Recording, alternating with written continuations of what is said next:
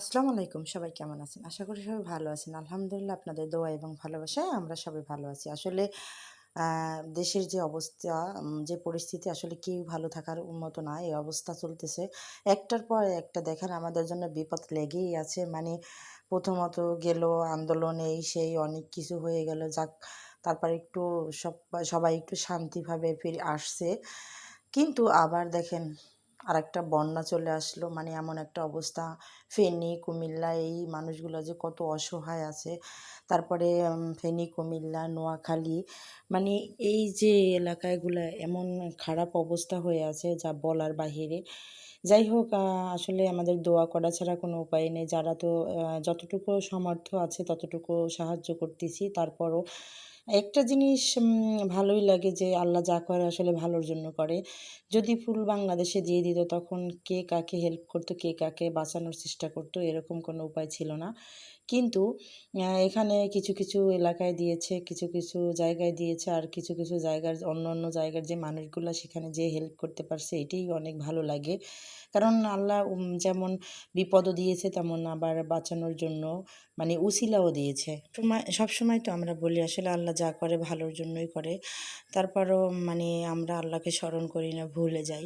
যাই হোক এখন সবাই আল্লাহ, আল্লাহ করেন আর সবাই সবার জন্য দোয়া করেন। খুবই ভিডিওগুলো দেখলে খুবই খারাপ লাগে মানে বলার বাহিরে।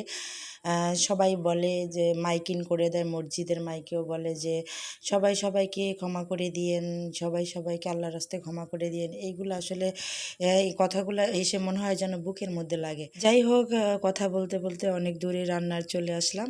সেটা হলো আমি আসলে আজকে মাছটা ভাজি করব না, কাঁচা মাছ থাকবে এরকম দিয়ে কাঁচা মাছ কষাইয়ে তারপরে হলো যাইয়া কচুর মুখী বলে, গাড়ি বলে, কচুর ছড়া বলে যে নামে চিনেন না কেন এটা রান্না করব। কারণ এটা হলো আমার সবচেয়ে প্রিয় একটা খাবার। মানে এই খাবারটা আমার এত ভালো লাগে বলার বাহিরে। এটা দিয়ে আমি যা সবসময় যা ভাত খাই তার চেয়ে বেশি ভাত খেয়ে ফেলি এটা দিয়ে আমি। ইলিশ মাছ দিয়ে এটা রান্না করলে আমি বেশি ভাত খেয়ে ফেলি। যাই হোক হয়তোবা মাছটা আমার বড় ছিল না তারপরেও কিন্তু মোটামুটি ভালোই লাগছে। তো আমি এটা দিয়ে রান্না করতেছি আর অধীর আগ্রহে এটা আমি তাকাই আছি যে কখন হবে আর কখন ভাত খাবো।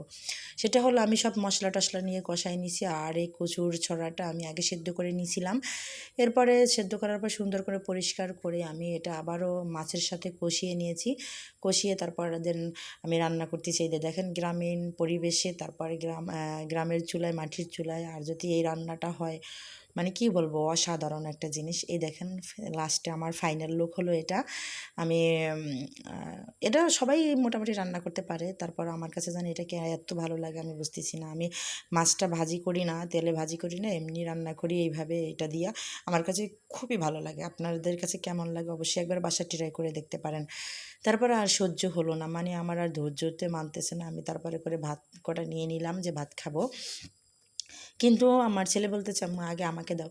আমি বলছি, "আচ্ছা ঠিক আছে তুমিই খাও তাহলে আমি তোমাকে দিই তুমি খাও।" তারপরে ১ পিস মাছ দিয়ে দিলাম। আর ও আসলে ও এত কচুর ছড়াটা পছন্দ করে না। তবে মাছ দিয়ে এভাবে ঝোল রান্না করলে ও খুব পছন্দ করে। তো কচুর ছড়াটা দিয়ে দিলাম আর হলো কচুর ছড়া দিয়েছি অল্প আর মাছটা দিলাম। তারপরে আমি ওরে খাইয়ে দিতেছি অল্প করে ওরে একটু খাইয়ে দিব। কারণ আ দেখি কেমন লাগে ও বলুক আগে যে কেমন মজা হয়েছে। আমার কাছে তো বেশ ভালো লাগে। আমি রান্না করি যে সময় তখনই ভালো লাগে আমার কাছে। আমার খেয়ে বলতে হবে না এরকম একটা অবস্থা। তারপর হলো আমি এই যে ওরে খাওয়াই দিব হালকা করে। আসলে দেখেন কালারটা যেই সুন্দর আসছে কালার। এই যে মাখায় খাওয়াই দিতেছি। দেখিয়েন কারণ নজর না লাগে। যদি নজর লাগে অবশ্যই আমাকে জানাবেন। আমি সবাই দাওয়াত দিব। ওকে? সবাই ভালো থাকবেন। আল্লাহ হাফেজ।